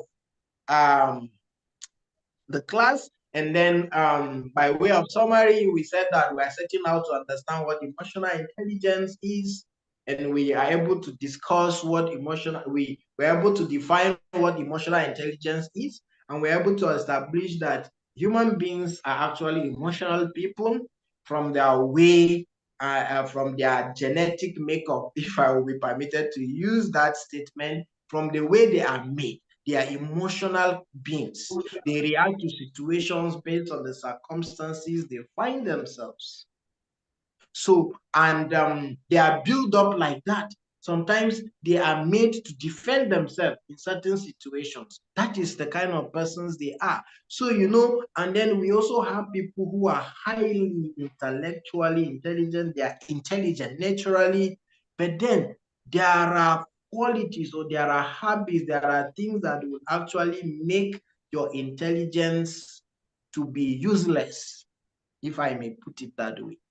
They will make your intelligence to be very, very useless and less effective, and that is why we said that it is important that in addition to your intelligence, you need to be emotionally intelligent, because emotions are components of a human being, and we have different ways we react to emotions or display our emotions, and those emotions are also influenced by certain factors, certain situations, and we're able to look at, okay, some of the need why emotional intelligence matters more than this IQ kind of a thing, because you may have something good and somebody, because of your habits, because of your character, you become so unbearable. You cannot stay with people. You cannot relate with people. You cannot keep friends.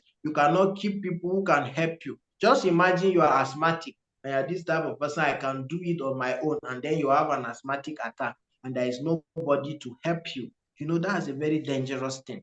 So we've learned the components of emotional intelligence, and we have looked at certain things you need to do to be able to develop that component, each component of the emotional intelligence, and we're able to relate it to conflict resolution situations, and we help you to know that this conflict, this emotional intelligence is a life skill. It's something you need to be able to be effective in your workplace, in your marriage life, in your family life, in your business life, in every aspect of your life. That is something that you need. You need that to be able to become effective, in all those aspects of your life.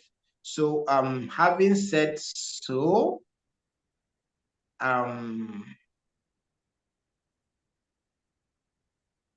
okay.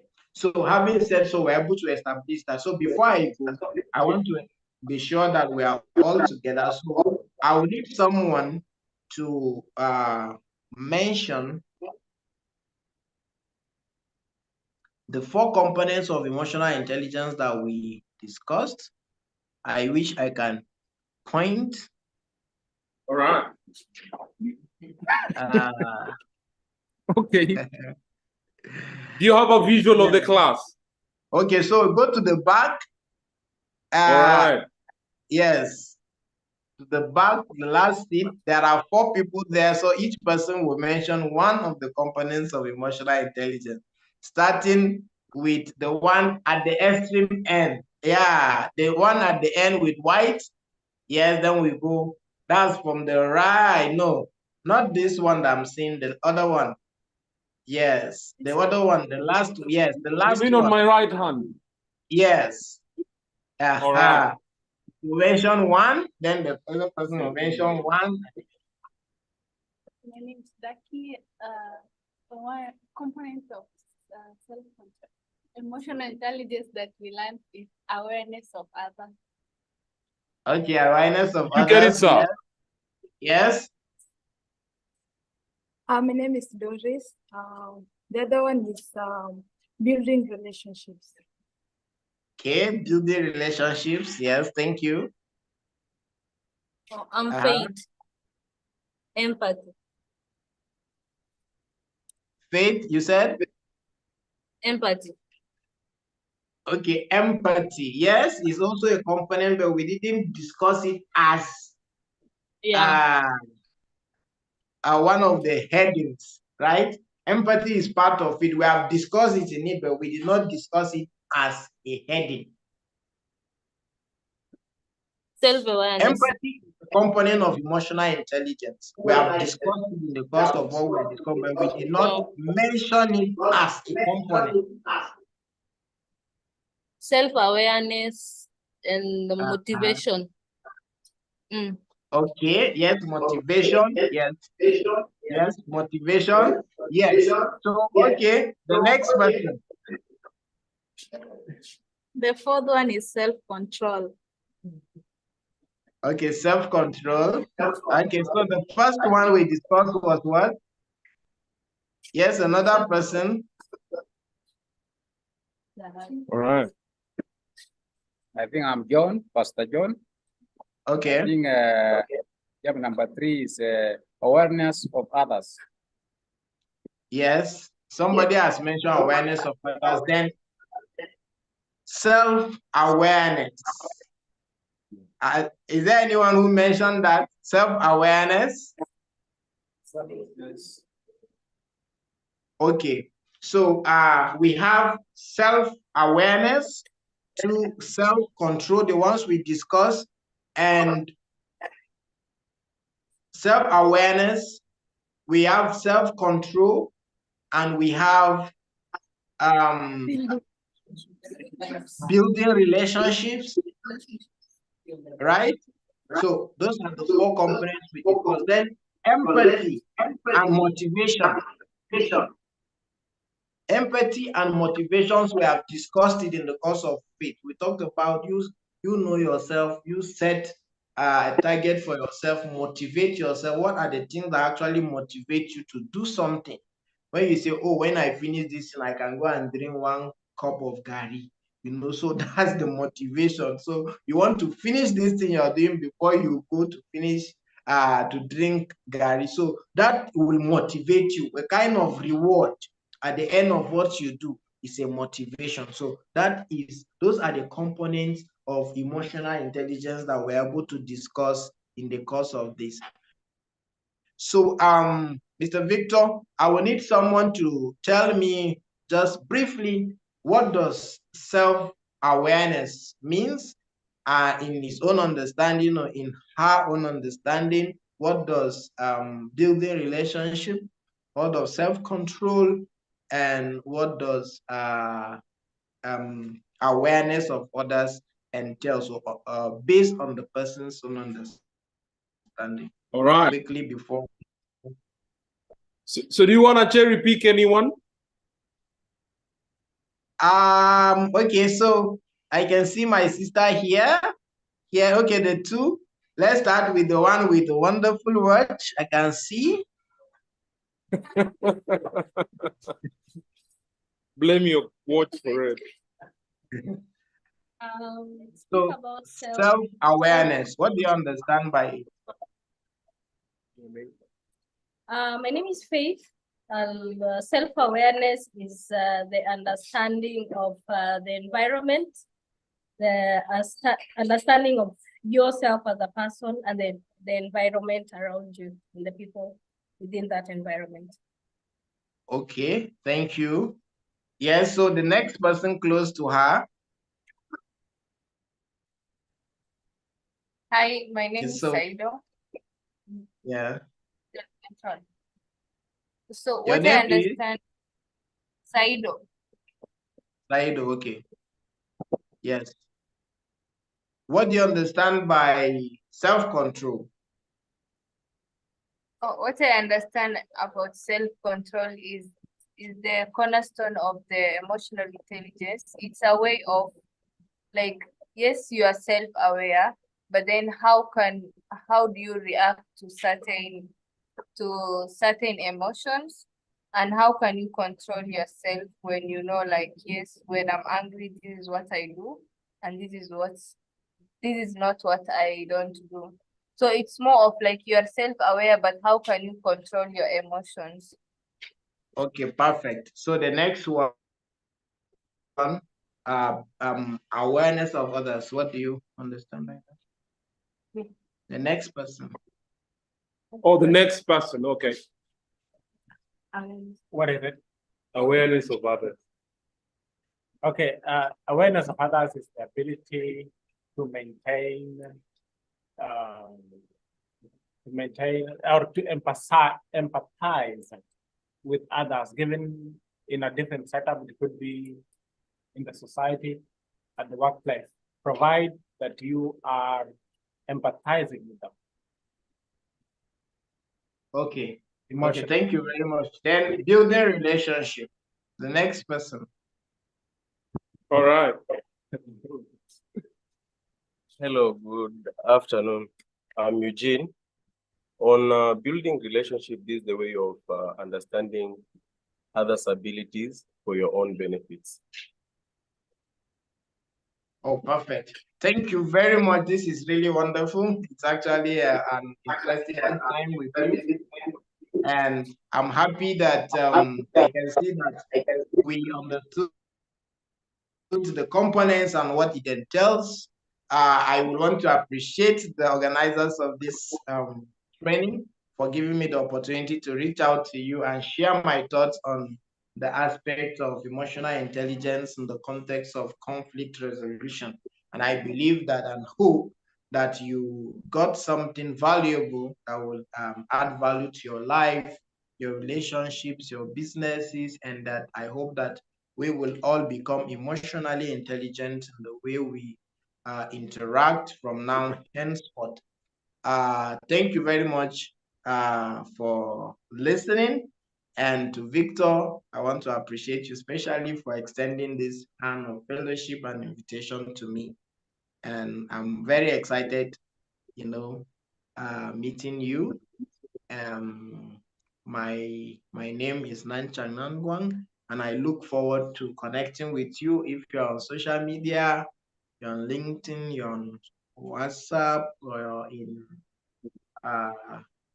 Facebook and all of those things, so that we can continue our conversation and become emotionally intelligent. Thank you. I remain blessed. It has been an honor being with you, and thank you very much. Mr. Thank you, Victor. Nanchang. Thank you. I have one question for you before I let you off the hook. Is this statement emotionally intelligent? I like your suit. It's part of the emotional intelligence. Yes. All right. Thank you so much. So, do we have any question? Oh, yeah. All right. Somebody has a question for you. All right.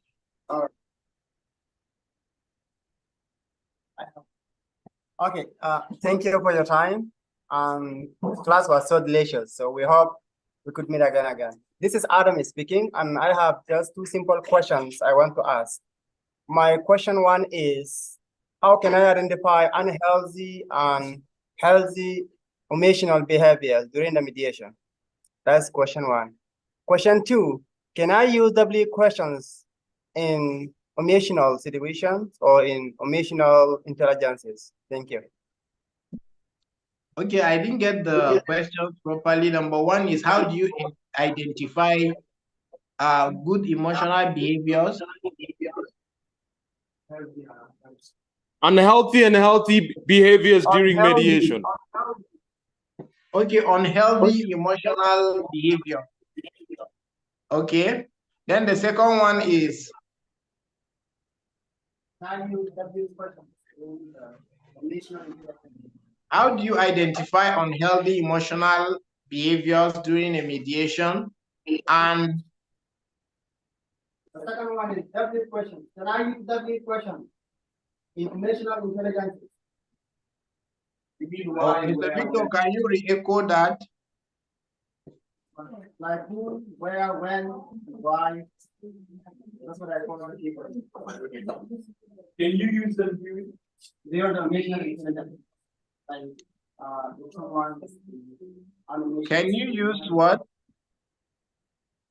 Can you use questions like why, who, where, when, and how? Okay, in emotional intelligence, Well, for the first.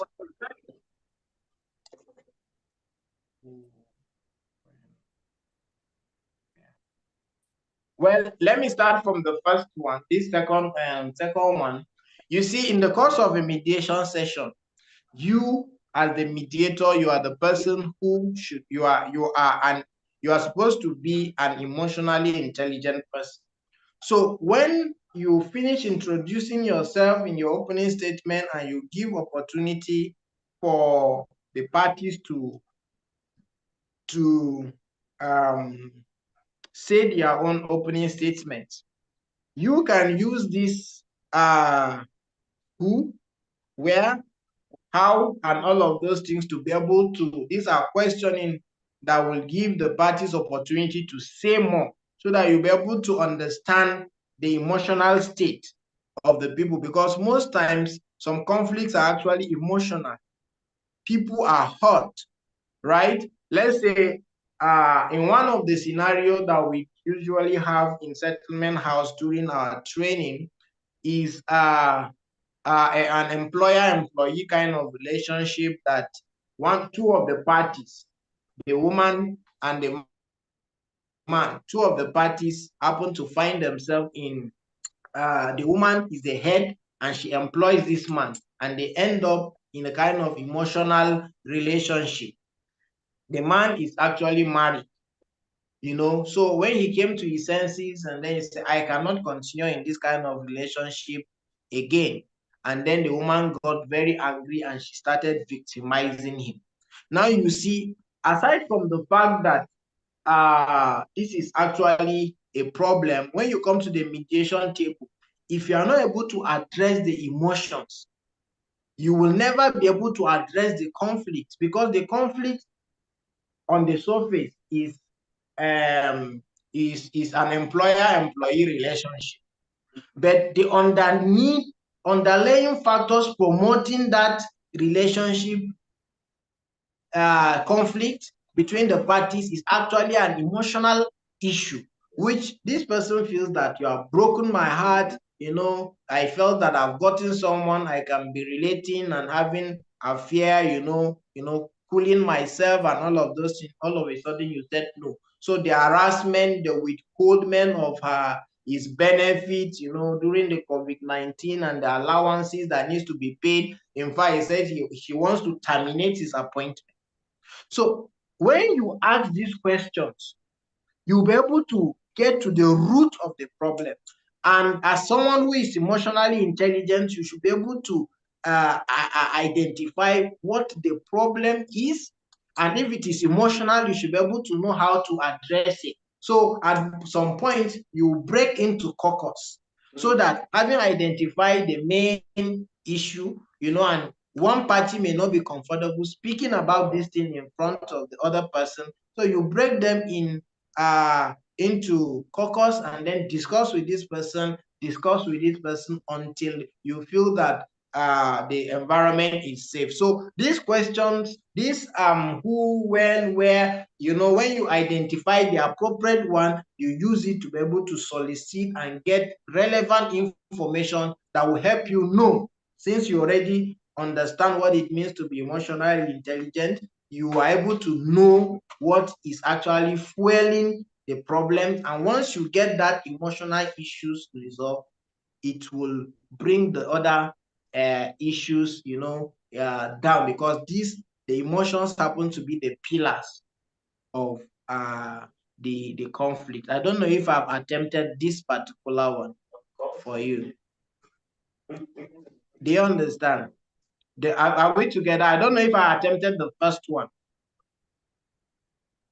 Yeah, you have answered the last one, but still on the hand, right? I cannot hear you. He says you got the first one right. Okay, so then the second aspect of the training, you are talking, how do you identify bad emotional behavior? Hello? Yeah. How do you identify harmful or bad emotional behaviors in a mediation session? That's right. Right? That's it. That's it.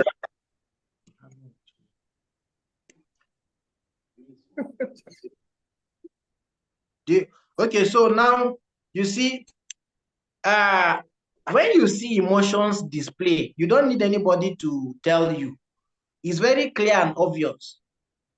You can see a man shedding tears. You can see a man nodding his head, right? When the other person is talking, he's saying, no, no, no. Maybe you have laid the rules. You say, please allow one person to speak, no interruption, and then the person doesn't want to interrupt, and then he's shaking his head like this. And then sometimes the person squeezes his face. You know that either I'm not agreeing with this thing, you know, some people will hiss so loud, you know, and some people cannot help but interject. You are a liar. That is not true. That is not what I meant, you know. That's emotion. Some people can get so angry, and you see they will start exchanging words, they start insulting each other. Those are emotions at display, right? And some other people, they will be quiet and moody. Some people will not even be able to say anything. These are emotions. So when you are supposed to have a conversation, everybody speaking, and one person becomes so moody, so depressed, or maybe afraid or something, and is not saying anything, you know, you are not getting anywhere in the mediation session. These are emotions. At that juncture, like my brother Victor will always say, you know, he keeps making reference to this type of mediation. He calls it shuttle mediation. So instead of bringing the parties together, you can start your mediation session with from the beginning to the end without bringing the parties together. When you see that sometimes some of the emotions can be so dangerous that someone will react, he gets angry, he bangs the table, you know, hits the table, he wants to slap the other person, you know, and all manner of things. Another person will be crying and shedding tears uncontrollably. These are emotions. So when you find yourself in those kind of situations, you don't even bother yourself. You can just separate them into caucusing, and then you do short mediation according to Victor. Go here, listen to the person, discuss.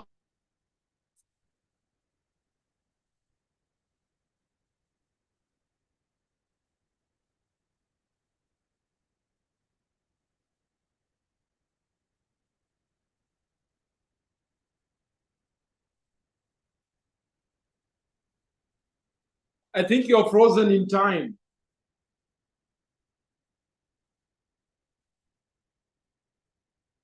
Good afternoon, sir. Can you hear me? I think you're frozen in time.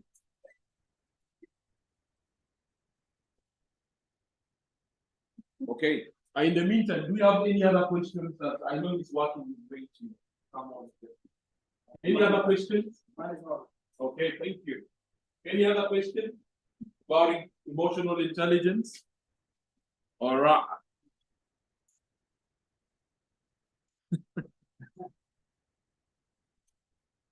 Hello, ma'am. Can you hear me?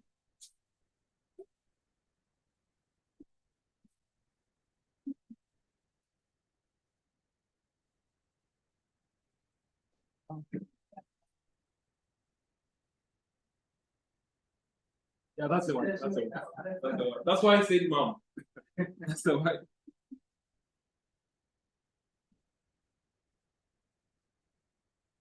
Mom, can you hear me? Yes, I can hear you, sir. Thank you. Good to hear your voice. How are you? I'm fine, thank you, sir. Thank you. Yes, sir. Mr. Namcha disappeared and you appeared. Having issue with his network, he will log in back, sir. Okay, thank you. Nice to hear your voice. Thank you too. Happy New Year to you, sir. Happy New Year to you. Let's catch up soon.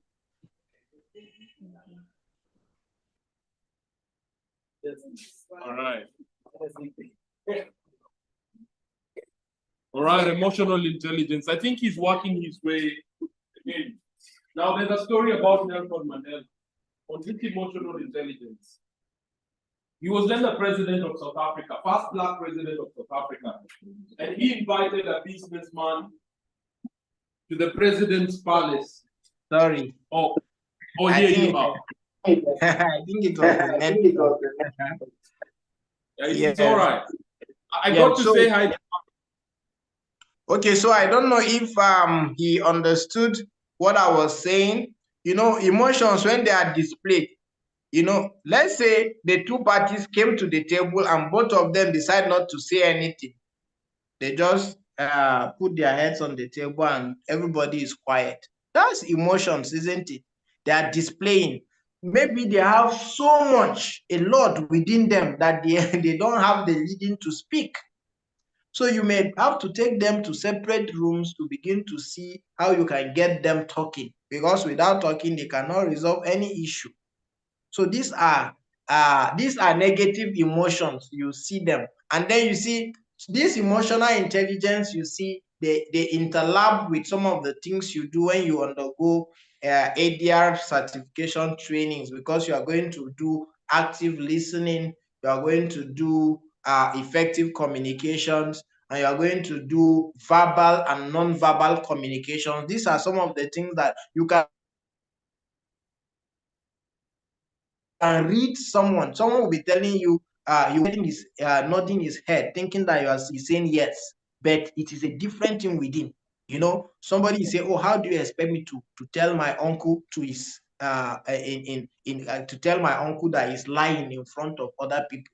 I have to agree with him. But when you take this person to a separate room, the person will tell you. So you can see that is a display of either fear or anxiety. What will happen to me after I finish disgracing my uncle or showing everybody that he's a liar? What happens to me when I get back home?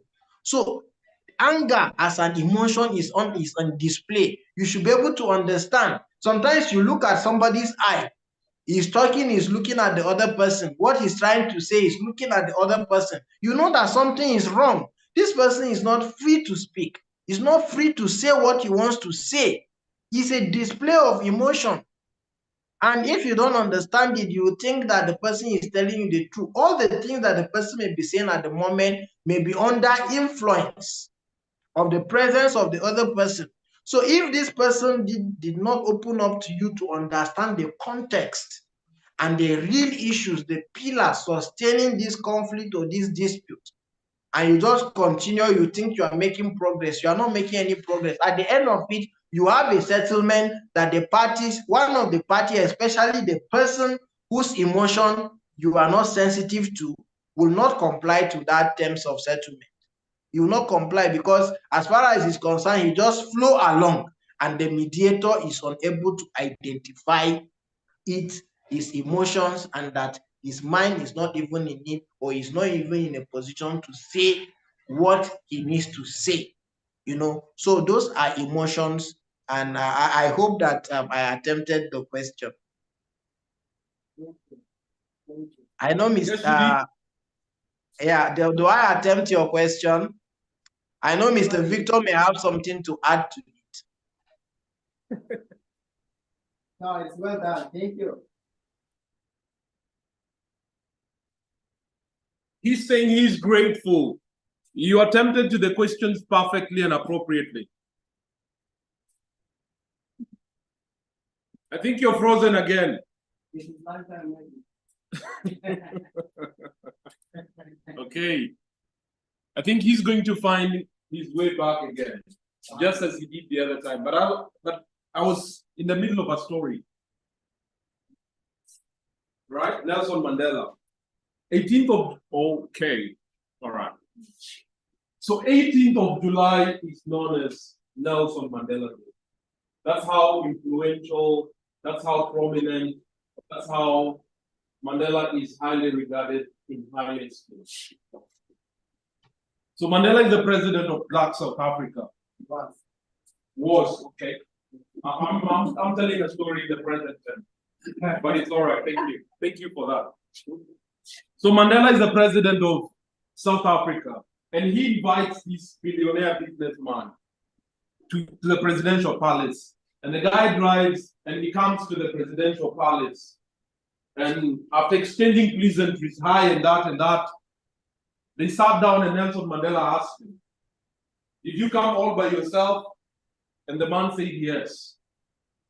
And Mandela asked him one question. Did you drive yourself? And he said no. Because to the businessman, his driver is a nobody. But to Mandela, his driver is a person. He's a human being. That's emotional intelligence. And that is what separates Mandela, Nelson Mandela, in the African continent. There is no leader who is close to what Nelson Mandela did. Yes, yet Nelson Mandela was in office for only 4 years. As a matter of fact, we do not know Nelson Mandela because of his presidency. That's how influential, that's how unique of a human being he was. Emotional intelligence. That's emotional intelligence. And you know what? They went out, picked the driver, they came and they ate together. That's emotional intelligence.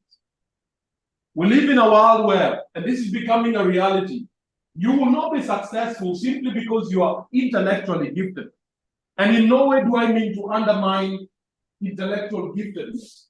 It's something that I always tell people to, if you're intellectually gifted, pursue it. As a matter of fact, it said that there are 3 sources of charisma. Do you know what charisma is? We all understand what charisma is. Charisma is the ability to like you for no good reason. Yeah, so if I find myself disliking John has got charisma over me. That's what charisma is. So there are 3 fundamental sources to charisma. Number 1, intelligence. Intelligence. Number 2, they talk about beauty and handsomeness. And number 3, they talk about character. And of these 3 sources of charisma, the most significant is character. When you look at Nelson Mandela, it's his character. It's not the fact that he was the first president of South Africa. It was his character.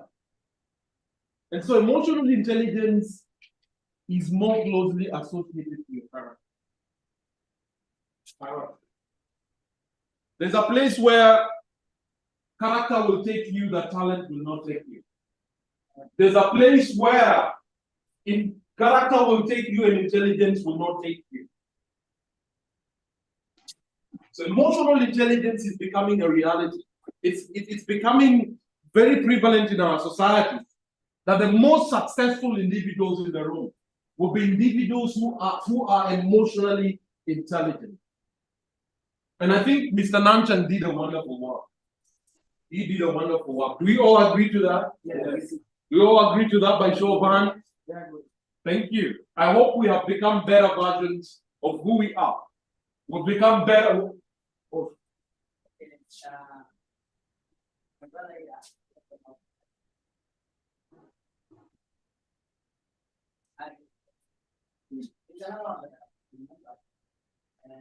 I'm not sure if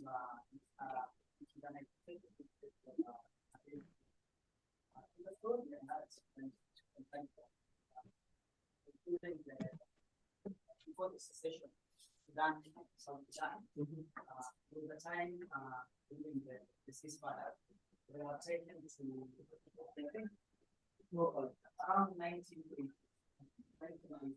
where it was beaten down, and they were locked in a very dark room. Two of them. Oh, these are 2 very difficult things. Now, even now. And then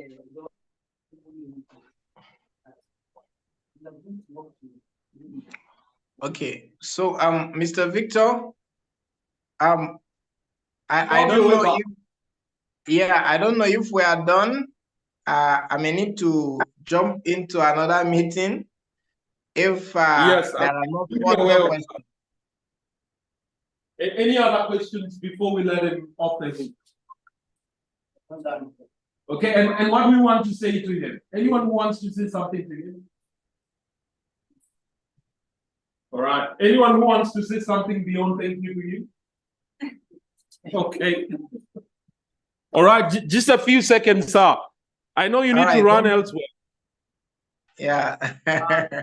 Once again, Adam is speaking. On behalf of my team, we'd like to say thank you and your excellencies for the great session that you gave us.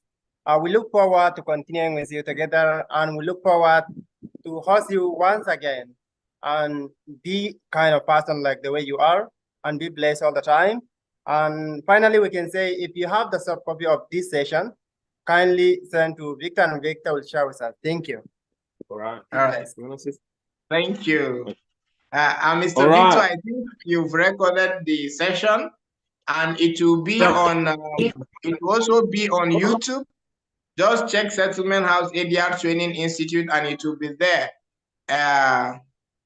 Yes, the recording will be there. All right. Thank you. All right. God bless you. Thank you so much for carving time out of your special schedule, and I look forward to catching up with you again. Thank you so much for your intellect, for your time, for your energy, and for the enthusiasm. Always a pleasure, sir. Yeah. So can we end the meeting? Pardon? Can we end the meeting? That's right.